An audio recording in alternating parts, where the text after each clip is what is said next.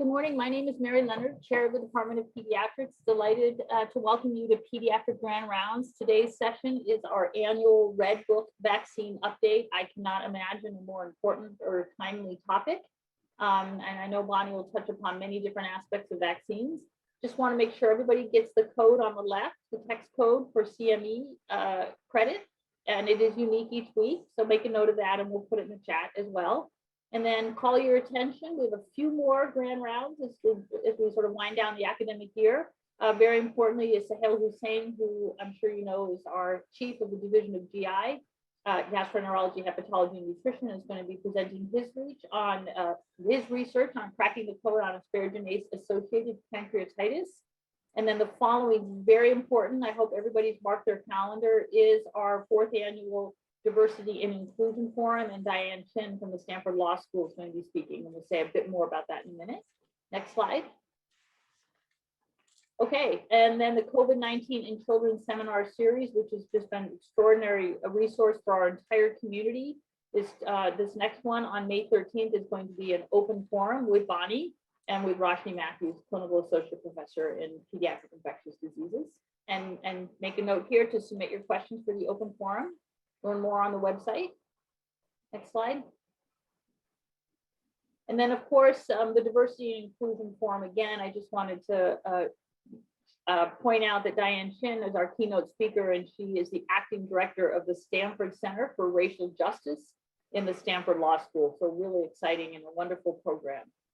Next slide. All right, well, if there's ever been a time when you say, you know, our next guest needs no introduction, it would be Bonnie. But for those of you who don't know, Bonnie is our Senior Associate Dean for Faculty Development and Diversity. She's Professor of Pediatrics and Infectious Diseases and of Epidemiology and Population Health, and the Chief of the Division of Infectious Diseases. And just recently, we're very proud, was named the Tobey Professor of Global Health and Infectious Diseases. Has myriad roles in myriad important committees, including the vaccine up the Red Book. And so Bonnie, will have you take it from here. Welcome. Well, good morning, everybody, and thank you for joining us today. Today, I'm not, well, I actually am going to talk about COVID at the end, but really what I want to do is focus on talking about other diseases and other vaccines that we in the Red Book Committee and all of you, of course, think about on a day-to-day basis. So we'll go have an overview today. Now, I just want to disclose that I am a member of a data safety monitoring board for Pfizer for a non-COVID vaccine. And I'm also the site PI for the Pfizer COVID-19 pediatric vaccine trials. So today I wanted to talk about the epidemiology of seasonal influenza from 2020 to 2021 to assess really the impact of COVID-19 on RSV and then to review the status of pediatric general immunization in the wake of COVID-19. And finally, I will give you some updates on COVID and COVID-19, really put it in context for our pediatric populations. So fortunately, for the last 2 years, there really haven't been any major immunization schedule changes for children and adolescents in the US. Obviously, there are some minor changes in footnotes and clarification of different administration issues.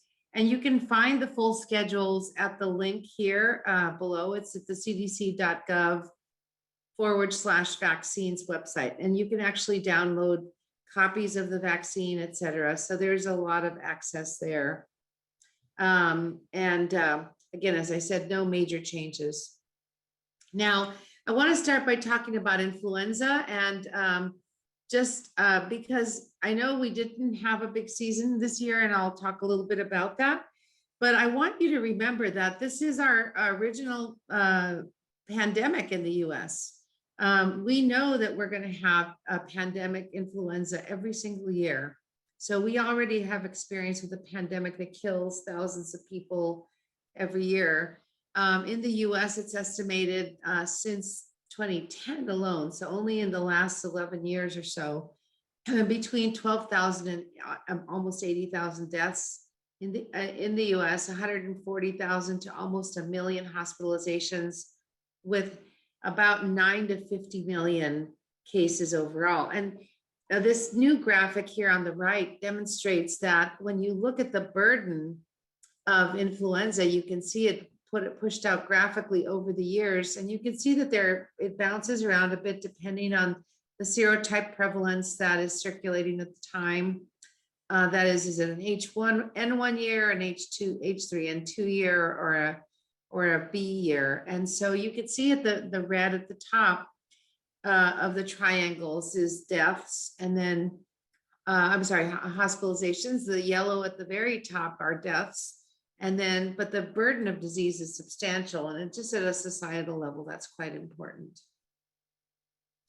And so as of last year, the CDC estimates that through a year ago now, there were between 40 and 56,000 illnesses, 18 to 26 million flu medical visits, up to 750,000 hospitalizations, and up to 62,000 deaths. And so this is an important disease. This is a pandemic that we, I guess, have gotten used to, but have to remember has a substantial impact, not only on older adults, but also on the pediatric population.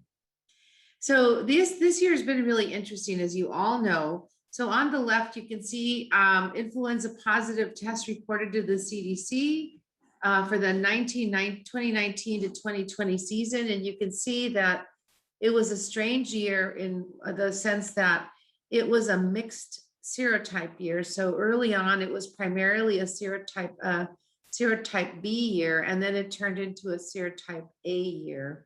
But overall, it was a pretty decent. It wasn't the highest level of diseases over the years, but it was pretty significant. And you can see what we found this year. Very small numbers, mostly influenza B, but very few cases. And how few? Well, out of 19,000 specimens collected in 1 week, in week 16, which is about now, there were 18 positive specimens. And over 1 million specimens tested cumulatively from last September through now, through April, we had just about 1,800 positive samples in the US. That's 0.2% positivity rate. And I guess very small, but again, mostly flu B.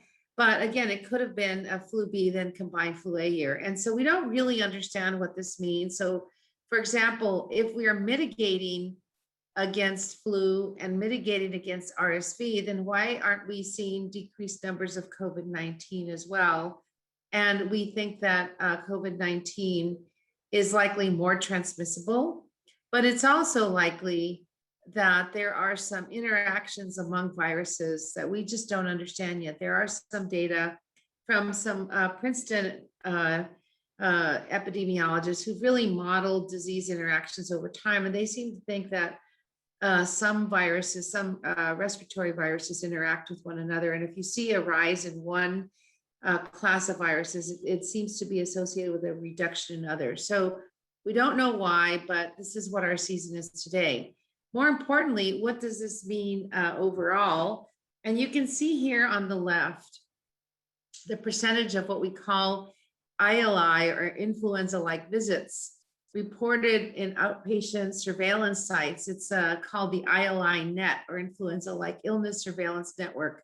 And these are laboratories and academic centers around the country that collects systematic collection of respiratory samples, so that we know that they are looking for a number of pathogens, and flu is just one of them. And you can see the little red triangles down at the bottom. That's this past year. So if you compare it to a whole bunch of other years, going back to 2009 and moving forward, you can see that the numbers are just bouncing all over the place. But generally, we are just not seeing cases at all at this time. Now, I will point out here the light gray slide here, light gray line that peaks out very early and drops off. that was the year of the pandemic flu. And I'm going to come back to that in a little bit because we're trying to figure out whether that will predict what might happen with flu after this first COVID year.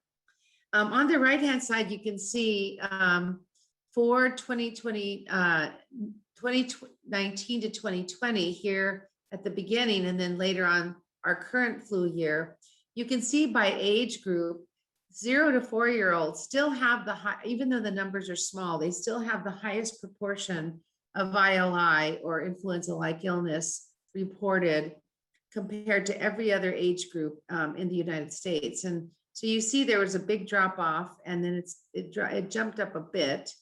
But again, it was mostly predominant in the young children, the 0 to 4-year-olds.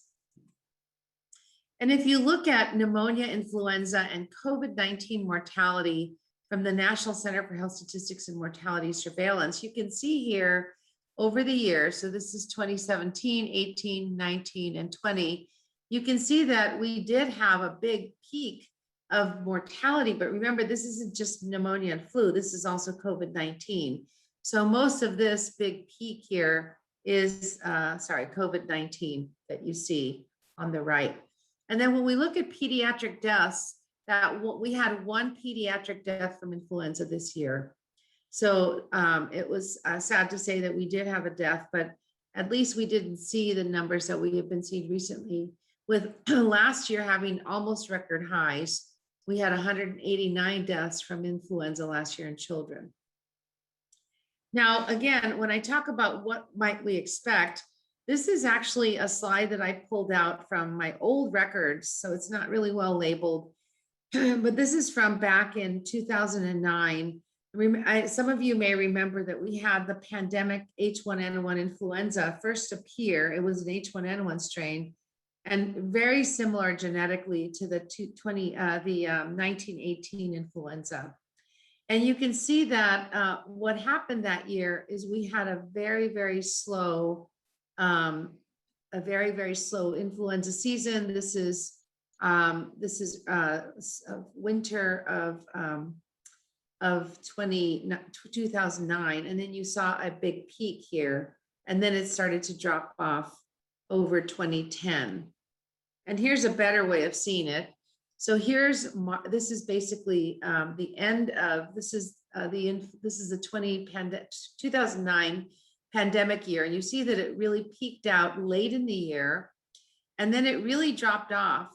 So it bled into essentially the 2010-2011 year. So there really wasn't a 2010-2011 year at all. But then what you saw in 2011 is that the number of cases started to peak up again a little bit. And then by 2012, we were right back up where we were before. So I don't really count the 2010-2011 year because it was the tail end of the 2009 year. But look what happened 2 years later. We saw a very big spike. And I'm concerned, as many others are, that this is not just a matter of better masking and mitigation, because we didn't mask and mitigate back then, and we still saw a reduction after that first pandemic year. It may have to do with circulation of viruses and percent susceptibles.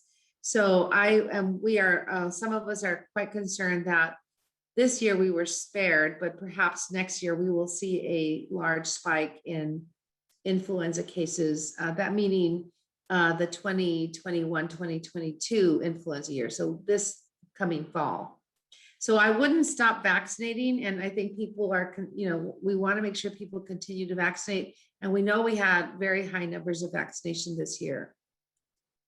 Now, I want to remind everybody that the reason to vaccinate everybody, and the indications are for everyone 6 months of age and older, is that if you look at conditions for hospitalizations in the past, this is for 2020, but this seems to be the case every year, a substantial proportion of adults and children had underlying conditions. But look, for children, 50% of children had no underlying conditions who were hospitalized with influenza.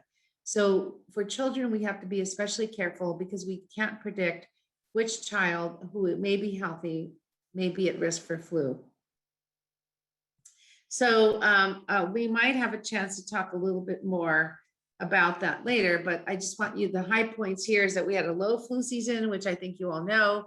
But what do we expect for next year? We don't know yet.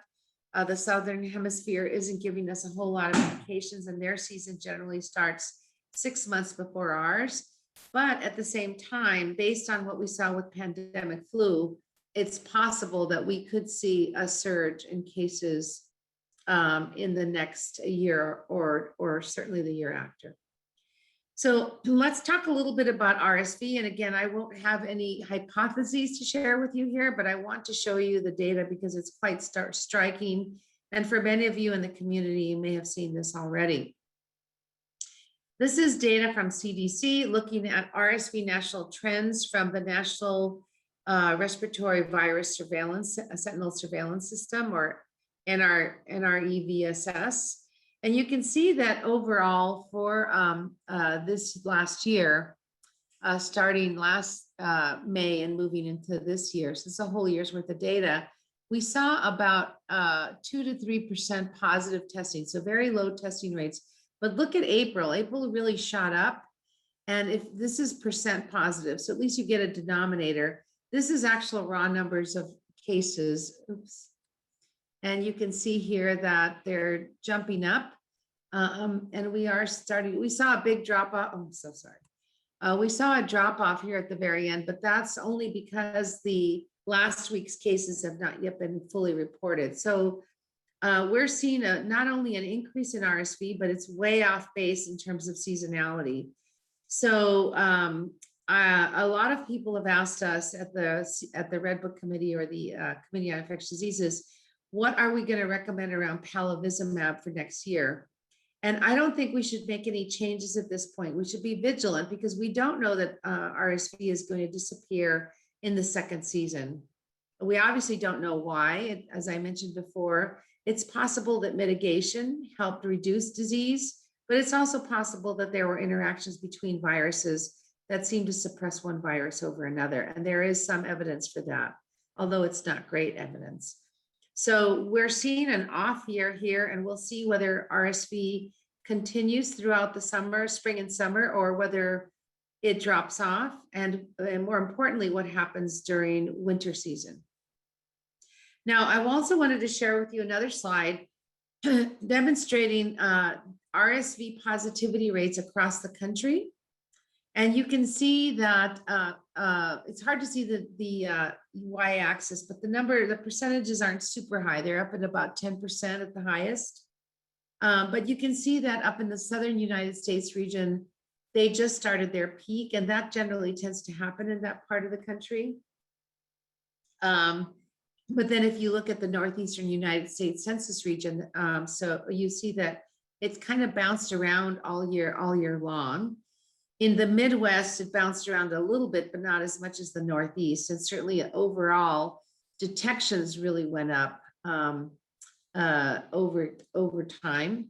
And in the Western United States, we had a very low rate this year, but percent positivity was low, but detections were bouncing around a little bit, but certainly have gone up. So the patterns can be quite different around the country.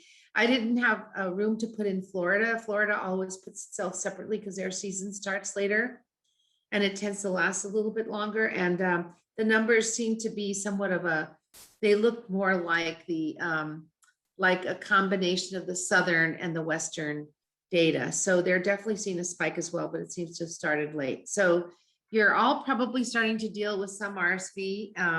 And I wouldn't put this on restarting school because you can see that there are detections going through even during times of lockdown. So more to come. I'm not sure how we can predict or understand it or predict it, but I think we still need to keep our palivizumab use at the level that it is now, unless we get more information. Now, what I wanted to do is spend some time talking about the general immunizations that we're seeing and the COVID-19 impact on general pediatric immunizations as well as child visits. And I am going to preface this by saying that we did at the Committee on Infectious Disease have presentations from Merck and GSK who do their own landscape analysis of immunizations. Now, I wasn't allowed to share their data. It's proprietary, even though it comes from nationally available data sets, but they do use these data to assess their own approach to immunizations, but we couldn't share those widely. But I'll give you some general impressions.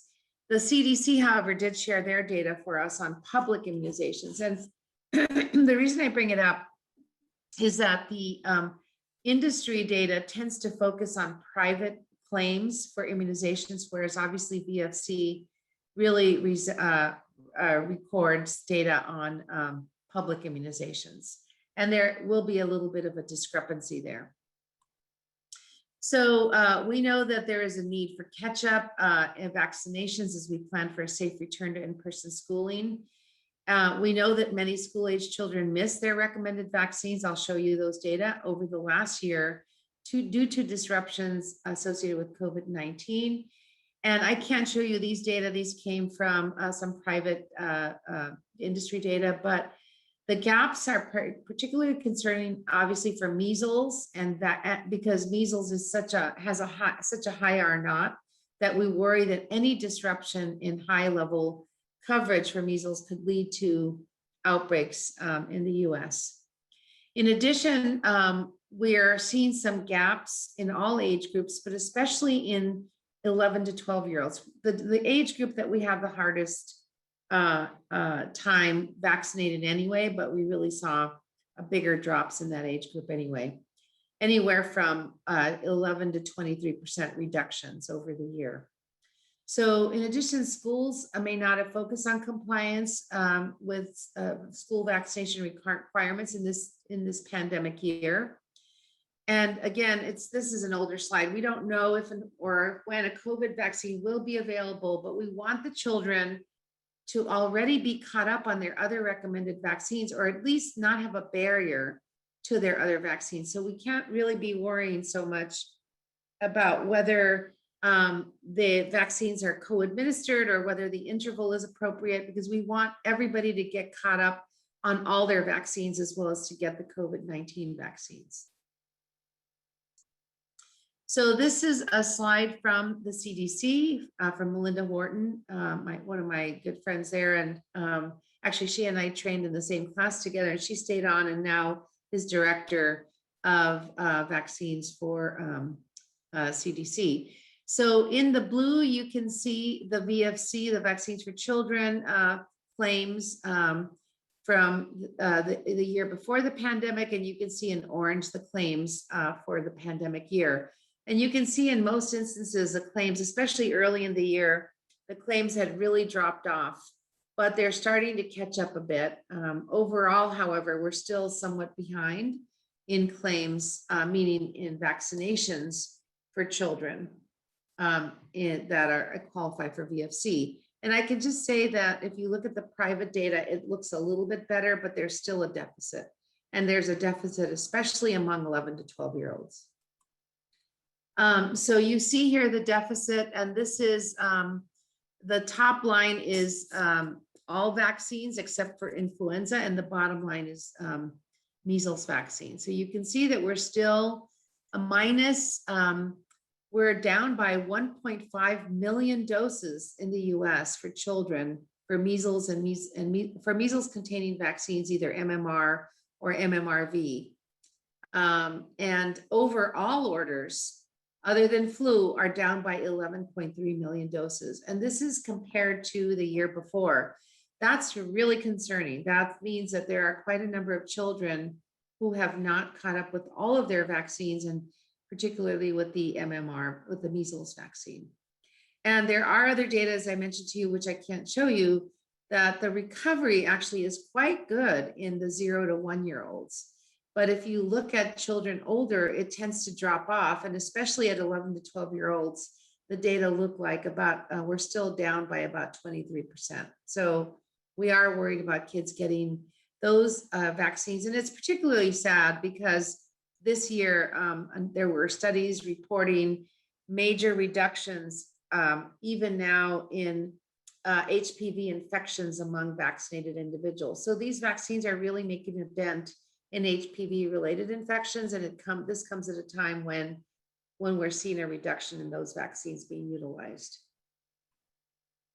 This is the percent of missed wellness visits by age of child, and you can see, as I indicated earlier, that we're doing quite well, I would say, overall in the first 15 months of age. It's still a 5% reduction, but better than you see in the older kids. So when you start getting up into the 2-year-old and above, the numbers start to crawl up over 10%, and especially for the 5-year-olds.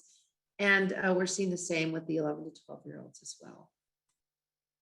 Now, the COVID-19 gap is larger for some vaccines than others. So meaning the COVID-19 impact on visits and vaccinations.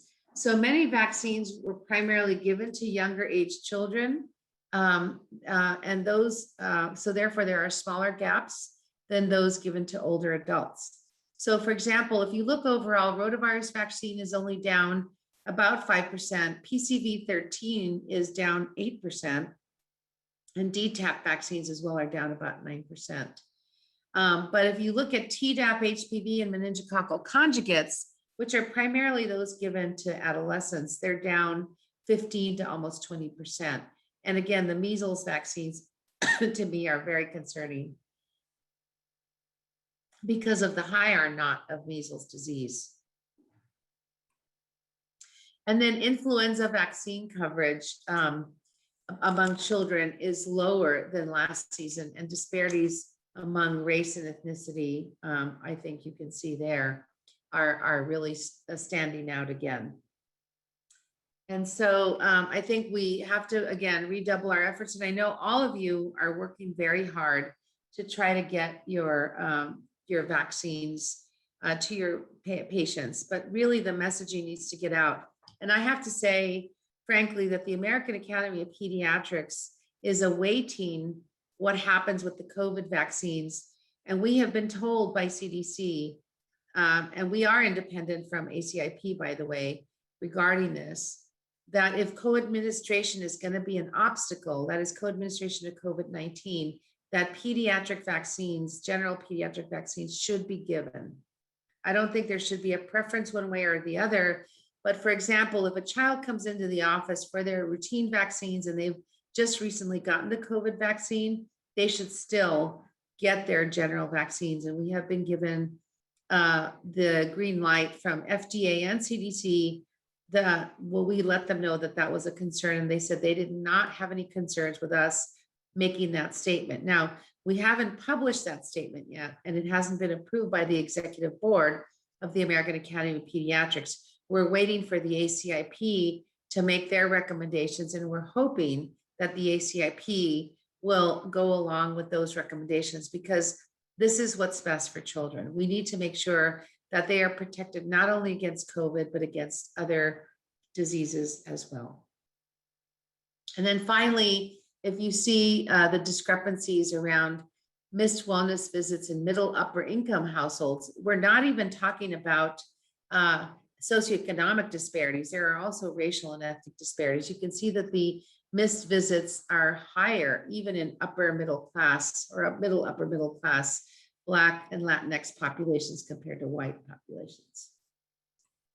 So let's talk about pediatric COVID-19 and vaccines. I really more want to talk about the context of COVID-19 so that people understand what to talk to their families about when they ask about the vaccines and why they're important.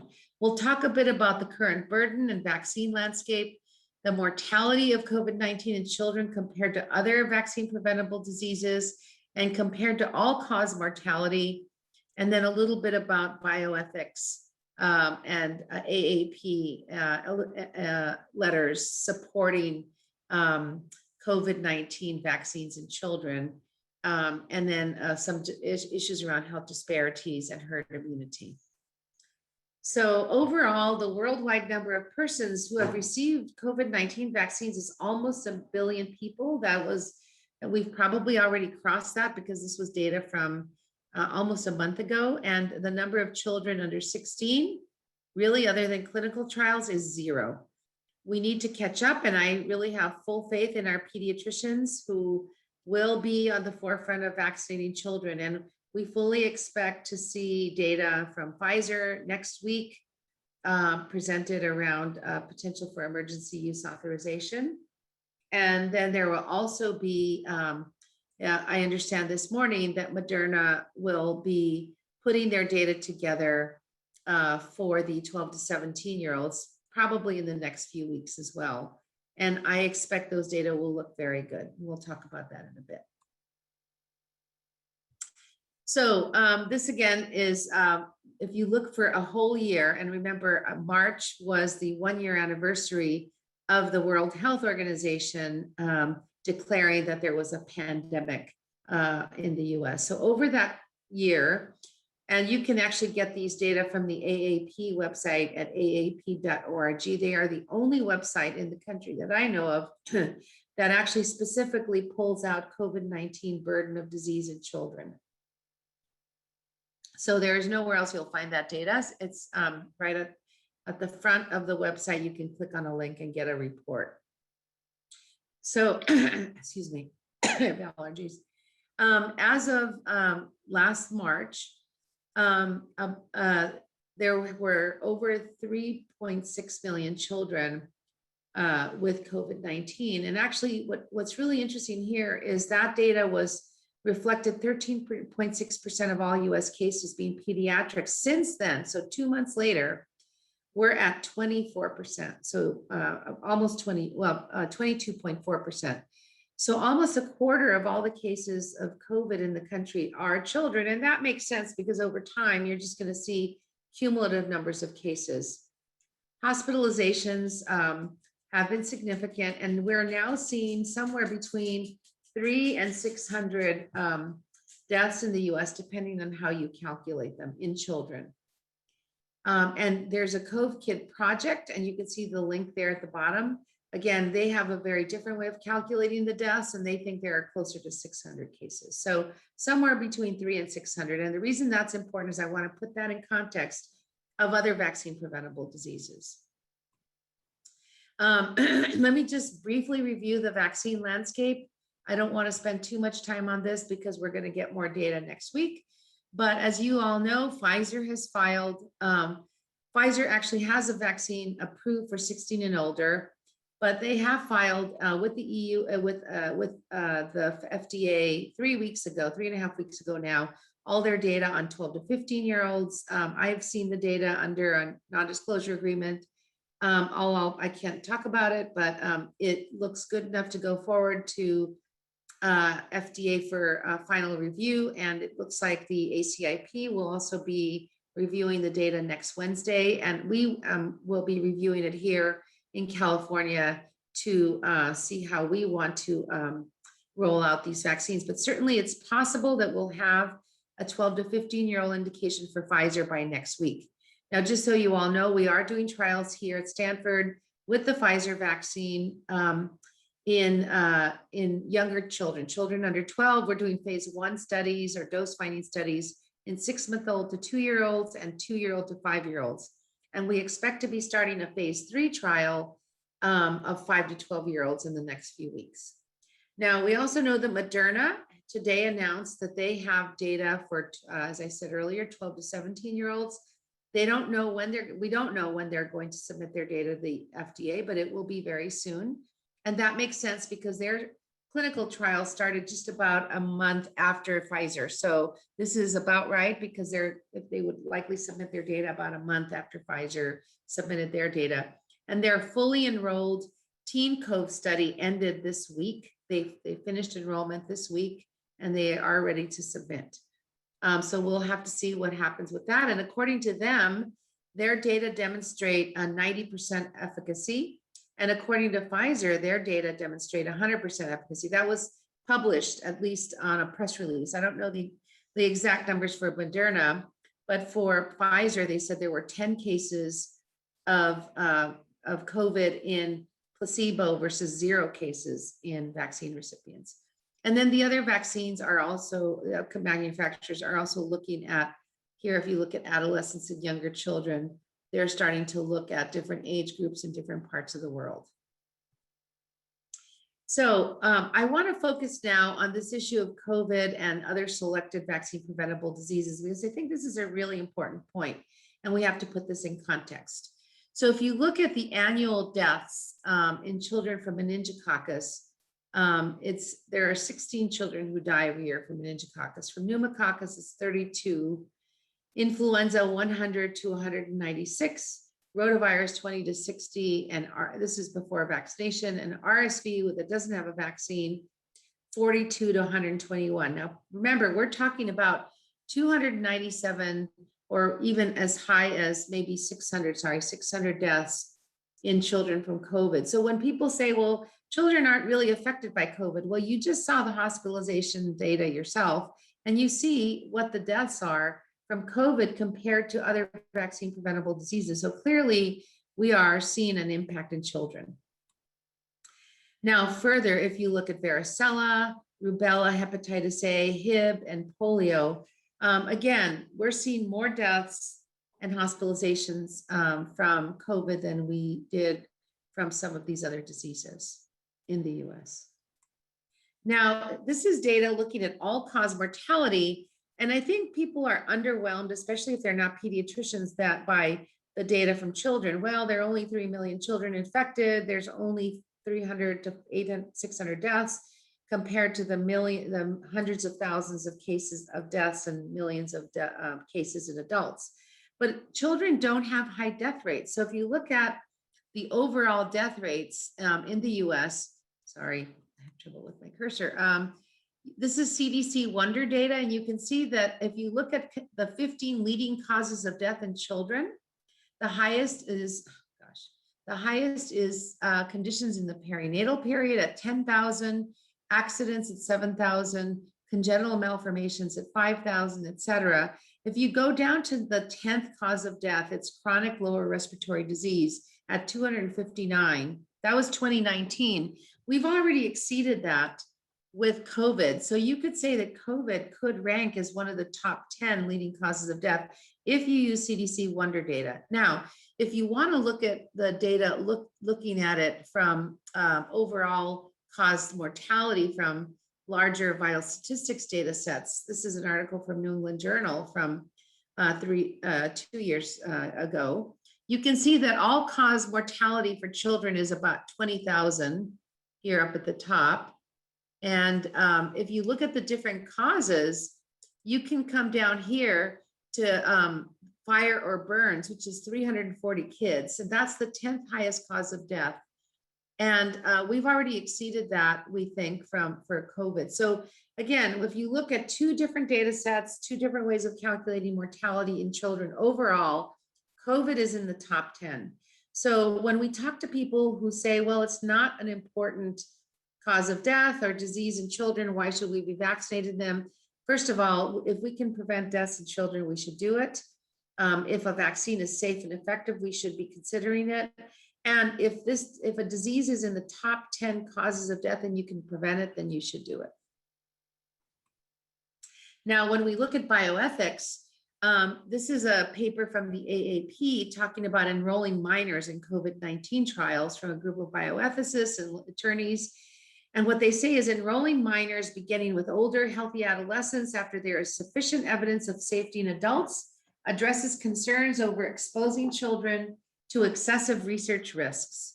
And doing so before efficacy has been demonstrated in adults can speed the process of providing access to a safe and effective vaccine for children and their families, thereby reducing the time until the pandemic is effectively addressed. Well, we've already met one of those criteria because we've already demonstrated efficacy for many vaccines in adults. So we should be moving ahead. And this group of ethicists convened by the NIH agrees with this assessment. In addition, the American Academy of Pediatrics has also sent letters to the commissioner of the US Food and Drug Administration and the head of HHS from the previous administration, saying that as such, it is counter to the ethical principles of distributive justice to allow children to take on great burdens during the pandemic, but now have the opportunity to benefit from a vaccine. So full endorsement from the AAP to have children vaccinated with COVID vaccines. Now, in addition, I wanted to talk just a little bit, and then I'll be done. I only have a few more slides here, is to really talk about other impacts of COVID-19 on children that are really concerning, and really lead to us wanting to reopen schools, get children back into schools and their normal systems, social systems and educational systems. And this paper is called Suffering in Silence: How COVID-19 School Closures Inhibit the Reporting of Child Maltreatment. And frankly, of all the things we've seen, this is the one slide that gives me the chills. This is a slide showing the number of children that have been reported for maltreatment, and it's dropped off significantly in red. Now, that doesn't mean that children are being treated better. I would hope it is. That just tells us that there's a hidden epidemic of maltreatment that may be going on in homes. And because the children are not in safe social environments outside of the home, we're just not seeing those reports. We just don't know what's going on behind closed doors. It's really frightening to see what might be happening to children. And we want to make sure they're safe, not just from a vaccine, from a virus, but also from all of the societal impacts that this virus is imposing on our families and their children and their families. Here's a slide from a recent JAMA Network article showing that about 40,000 US children have lost a parent to COVID-19. And you can see here that the data broken out, but it spans all age groups, of course. And you can see that this is, if you look at 0 to 17-year-olds, it's about 37 to 43,000, depending on the way you calculate it. And the age groups here are anywhere from 10 to 30,000 children in different age groups, 0 to 9 and 10 to 17. So we are seeing children who are experiencing devastating losses in their families and their support systems as well. Finally, I have a couple more slides here. I want to talk about variants very briefly. As we know, children under 18 are 85 million people. They make up 24% of the population. This is the other argument for vaccination. So even if most adults are vaccinated or non-susceptible, it will be difficult to control viral spread. And increased community spread is more permissive for mutations and further evolution of variants. So if we look at the reproductive number for this virus, for the original Wuhan strain, it's about 2.87. Some people say between 2.5 and 3.0, more or less. But higher for the UK, quote unquote, UK strain, the B117 strain, which is much higher in R naught. And the highest reproductive number was on the Diamond Princess cruise ship. Granted, that was very substantial and long-term contact. Those people had to stay on that cruise ship for several weeks. That R naught was 14.8. Now, when you calculate herd immunity, I'm not going to go through the math here, but it's 1 minus 1 over R naught. And you can see here that the herd immunity threshold for all three of those scenarios, from the normal Wuhan strain all the way up to the cruise ship strain, the cruise ship scenario where you had people enclosed for many weeks, the herd immunity thresholds are between 66 and 93%. So we're not going to get there right now, just depending on adults. And in general, adults are facing, they're not quite used to getting vaccinated. Evidence of that is our adult shingles and pneumococcal vaccine rates are quite low relative to what we see rates of vaccination are for our children. So if we don't include the 1/4 of our population, which are children, we're really not going to get to any kind of semblance of herd immunity.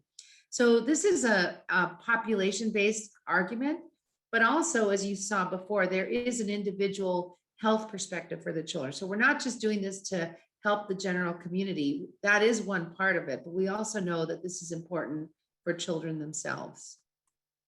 Now, the one last slide I wanted to show you is, of course, we know that this disease is disparately affected our racial and ethnic minorities and our lower socioeconomic populations.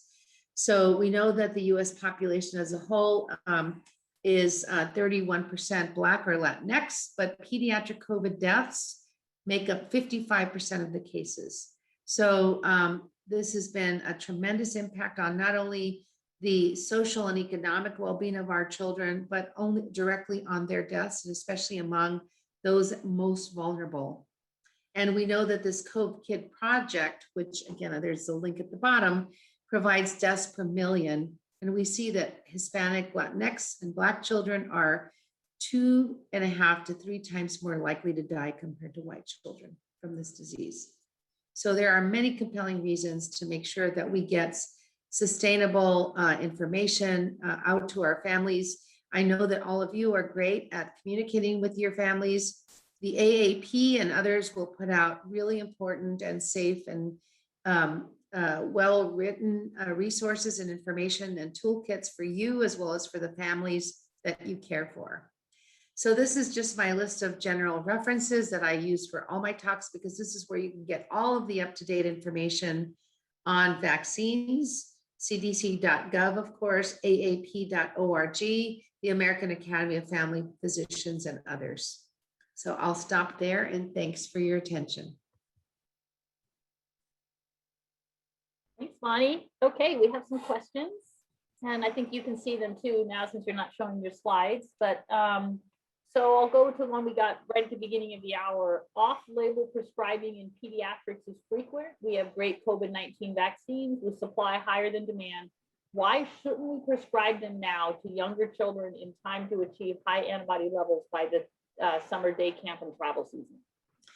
Yeah, that's a great question. I think, I'm not a lawyer, so I can't really speak to that issue in great depth, but my understanding is if this is a vaccine, all of these vaccines are only authorized under emergency use authorization. If you have fully approved vaccines, you really need to have to give them with informed consent. And so that's really been the issue at this point, is that they haven't been fully approved.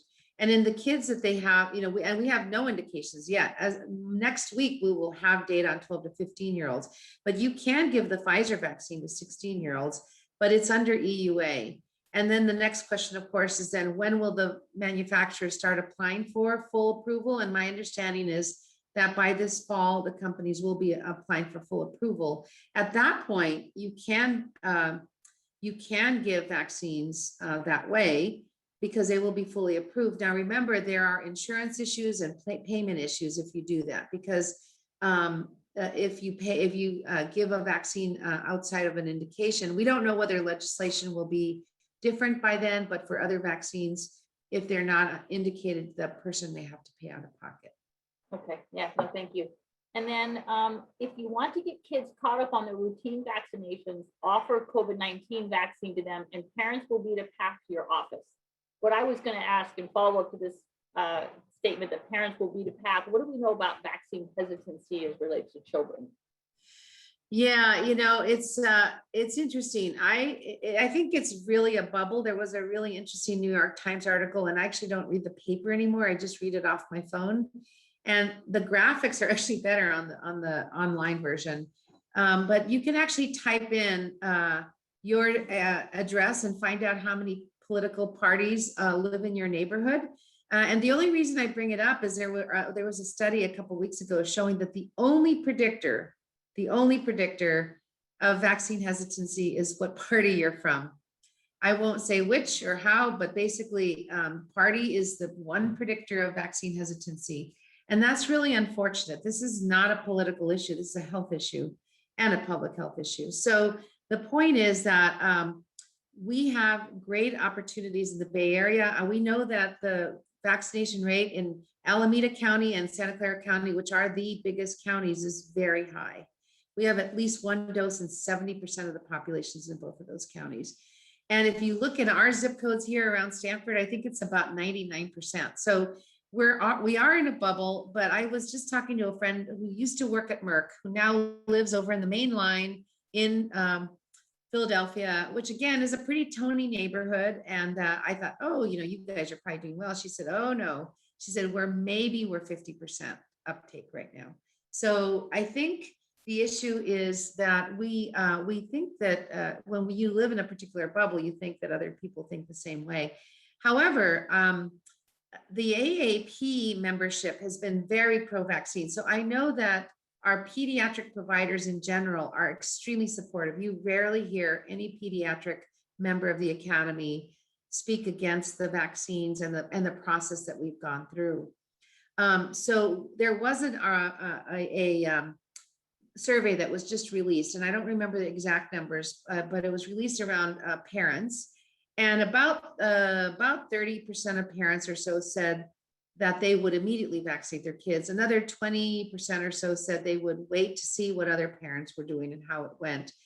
About, I think it was about 18 to 20% said they would never vaccinate their kids. Now, having said that, we've been tracking data through our epidemiologic study that we've been doing here in the Bay Area. Again, it's the Bay Area, so you have to, we are a bubble, I guess.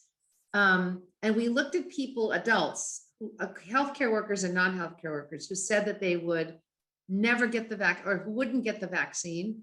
And then we looked to see what they did. And virtually, I would say 80 to 90% of them actually wound up getting vaccinated. So I do think that when you have a new vaccine, people are concerned.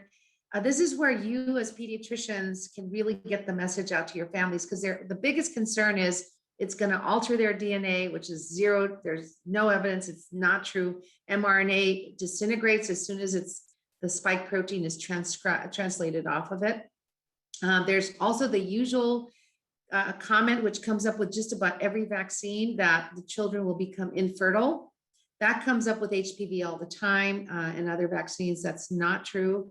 So I think we really need to make sure that you as trusted leaders and providers get the messages out, and the academy and others will make sure you have those toolkits. So hesitancy is out there, but I think we've done a pretty good job so far. Good. Okay. Next question is, what does the benefit cost analysis of COVID vaccination look like for young children? How many serious adverse events would we expect if we vaccinate all children in the US? Well, I'm hoping that we'll see that data next week. I don't have it yet. So that's part of the calculations that I believe the CDC staff are extremely good at. They do a lot of work under their principles called evidence to recommendation, or ETR, and they calculate the cost and benefit. And they will give us those data soon. But it really all depends on what the costs or the risks are. Now, the cost in dollars are going to be zero direct costs because the vaccines are going to be given free. The question is, at the societal level, what are the costs? And that's where we really need to get more data. But you just saw the data on mortality and morbidity. The costs for hospitalizations, et cetera, are not going to outweigh that. Now, we obviously have to factor in the $9 billion that it costs us to make these vaccines, but in the long run, you have to include all the economic and social and development costs that this will have in children. That will probably not be presented, but I think there will be many economists and behavioral scientists who will start to develop those formulas. Okay, thank you. And can children get natural immunity from COVID-19 infection? And does this affect their ability to contribute to herd immunity? So yes and no. So it turns out that, well, I don't know about children. The data have not been available for children, but I can't imagine that they respond any differently than adults. But Scott Boyd here at Stanford and others have been looking at, and Kari Nadeau, by the way, as well. They've been looking at what natural immunity does. And what we've seen is that the immune response, if you measure it just in terms of antibody, is highly variable. And so if you cannot predict whether somebody will even develop any antibody, and antibody does not correlate. So just serologies don't always correlate with neutralizing antibody either. That's why these trials have been so important, because they demonstrate clinical efficacy. The other issue that we've seen is that in adults, the one thing that is predictive of antibody response is how sick you are. So if you've been in the ICU or hospitalized, you have higher titers that last longer than people who are outpatients or asymptomatic. And the outpatients and asymptomatic individuals, in many cases, actually don't develop any detectable antibody, even though they're infected. Now, that doesn't mean they won't have an anamnestic response. And that's what Kari and others are starting to study here. But as well as Catherine Blish and many others. So what's very clear is that within 3 months, asymptomatic and outpatients with COVID adults have lost all their antibody. And even the people who've been hospitalized in the intensive care unit or non-intensive care unit hospitalized patients will have lost their antibody by about 6 months. And we know that there's a pretty decent reinfection rate at about 3 months, starting at about 3 months out. So yes, there is natural immunity, but it probably doesn't last more than 3 months, or at least it starts to be lost by about 3 months. So building on that, Pondy, the next question says, herd immunity is a term that may not be achievable since new susceptibles are born every day. And then what do you envision as the endpoint? Something similar to other vaccination series aimed at young children, or maybe a decrease in morbidity until society doesn't care, like common colds? Yeah, that's a great question. I did, back in a year ago, I was talking about herd immunity because we wanted people to understand how viruses spread in populations. Herd immunity doesn't mean we're going to lose the virus. The only herd immunity that will mean eradication is 100% herd immunity. And that's not going to happen. But when you get to a certain threshold, so 70%, 80%, whatever number you want to pick, what it tells you is what is your risk of being exposed. That's really what it is. And it's really now that we're at higher levels, it's really an issue of risk perception and risk reduction. So if you're in an area where you have, like here in the Bay Area, 90% reduction of 90% immune individuals, the likelihood that you're going to see transmission is going to be virtually non-existent, but it's not going to be zero, because you could have a visitor from Michigan, for example, not to put Michigan down, but they had a big surge. And they may come in and they might be asymptomatic and you could still get infected. Now, the other issue is that the vaccines themselves are not 100% effective. Now, granted, a year ago, we were thrilled to have a vaccine that would be 50% effective. These vaccines are 90% and more effective. And what we've seen so far is a 0.01 to 0.02% risk of breakthrough infection after vaccination here in California and nationally. But those have resulted in 132, about 500 hospitalizations and about 132 deaths, of which 100 deaths were directly related to COVID, and the other 32 were related to other conditions, with COVID being not a primary cause of death. So the point here is there is no guarantee. And as Tony Fauci, I don't know why they ask him these questions, but they asked him, if this were a baseball game, what inning would we be in? And he said, we're at the bottom of the sixth. I don't know what that means. So I just said, well, it means that we're close to the seventh inning stretch, which means I think we're getting close to some degree of good coverage. We can take a little break, I think, when kids are vaccinated and they're out in summer camps and going back to school, but that we haven't gotten to the end of the game, and there we may run into extra innings. So beating a metaphor to death. Well done. Okay, and then coming back to adults, should we be looking at another booster as we approach 6 months post-vaccination to increase our circulating antibodies? Not 6 months, but probably, I think people are thinking at about a year. So far, remember the trials for Pfizer and Moderna started in June and July of last year. So they're now following those patients up almost a year out, and they're still seeing pretty good protection. The efficacy, the protection against for immunized individuals seems to be still persistent in that population.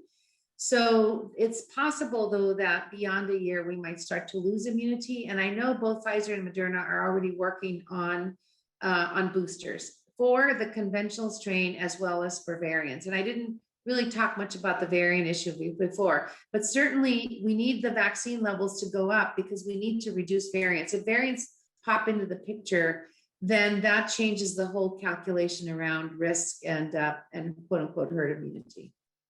Okay, so I'm looking at the time. We have 1 minute. I want to just point out Alan's comment that we do have that COVID-19 forum coming up next Thursday that I announced at the beginning of the hour. And so there, we'll follow up, and he's saying it would be really useful to have a script to address the fertility concerns. I think Paul Offit was very clear at PAS that the fertility stuff is a non-issue, but clearly it keeps resurfacing.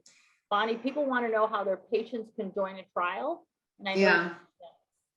Well, fortunately and unfortunately, the trial here, we have had, and thanks to everybody, we have had an amazing result. We have thousands of people signed up right now. We don't have enough slots for everybody who wants to be enrolled, but we want to thank everybody for their enthusiasm, and it will be drawn by lottery. So we have a few thousand people, and we're going to be drawing lottery. Now, I did just speak to somebody from another company who may be one of the big ones that you've just heard about, that may want to ask us to start trials for their vaccine here as well for children. So we will have another opportunity, hopefully in the next few months to continue. So at this point, are you closed to additional names? You're just going to focus on the people that you've already had contact with for the lottery? Well, if you, there is a, let's see, I don't want to give, let's see, I'm trying to figure out how to get you, there is a registry. So if you go to the Stanford registry, the COVID registry, so if you go to the Stanford research website on the medical school website, you can go into the registry and register for the vaccine trials. And then we will just take by lottery the top, like number of people that we need each week. And it will be a study for 5 to 12-year-olds. There is a phase 1 study for 6-month-old to 5-year-olds as well. So, but that's going to be only dozens of kids, going to be very small. But yeah, if you're interested, please go in and register at the registry on the medical school website. And I think you might have touched on the last question, just expand a little bit on vaccine efficacy on the double and triple mutants. Yeah, so far, what we've seen in the laboratory is that the mutants aren't neutralized by the same high titer of antibody as the conventional strains are. But so far, we haven't seen a disproportionate number of breakthrough cases from variants. The concern, however, is that as they spread, they will develop even more mutations and may be able to escape. So right now, the vaccines are still effective. Now, there is a concern with the AstraZeneca vaccine and the variants in South Africa. In South Africa itself, the AstraZeneca vaccine was shown not to be effective against the South African strain, but we don't use the AstraZeneca here. And then the last thing I'm just going to say as a point for next week, there's an interest in how immunosuppressed children and adults may or may not respond to vaccine. I know this has been a very active topic of conversation among the department chairs, so they're asking that you touch upon that next week. Yeah, absolutely. We can talk about that. Good. Very important question. Okay, Thank you, Bonnie. That was wonderful. Thank you for all the great questions. I think we got to most of them. It's really was wonderful, and I agree with you. The stuff about the maltreatment was very chilling. And thank you for absolutely. All right. Review of the impact of the pandemic. Okay, Thank you, Bonnie. All right. Take care, everybody. Thank you. Have a good weekend. The preceding program is copyrighted by the Board of Trustees of the Leland Stanford Junior University. Please visit us at med.stanford.edu.